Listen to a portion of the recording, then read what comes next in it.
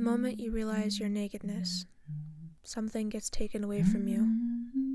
A freedom, a lack of worry about exposure, a lack of self-consciousness. I did not realize that I was naked until I was 10. It was a strange moment catching my reflection in the mirror. I couldn't help but stare at how undeniably human I was. All eyes, lips, elbows, and fingers. For the first time, I felt apologetic of myself. For the first time, I wanted to hide.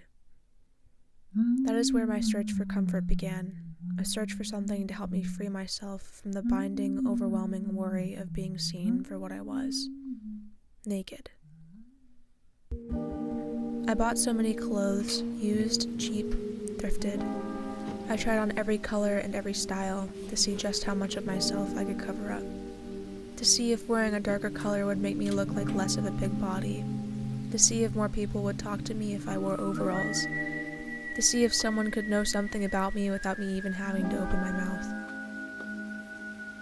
I experimented with clothing because my body would not change and I would not accept it. But along the way I found something. In these bundles of clothes I have found gems. Old vests with floral stitching, crazy button-ups, high-waisted but way too long granny golfing shorts. I wore the things that mother would gawk at. I wore the sweaters that my friends weren't sure how to feel about.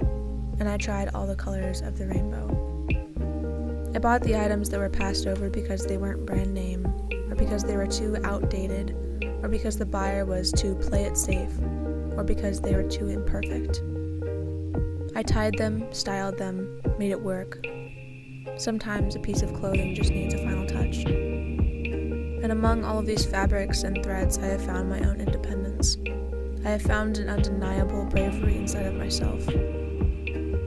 You may say that it's just clothing, just a fabric or a sequence of stitches, material, but in truth it is many people's salvations. Clothing can celebrate or clothing can conceal, but the best thing it can do is provide you with comfort and confidence.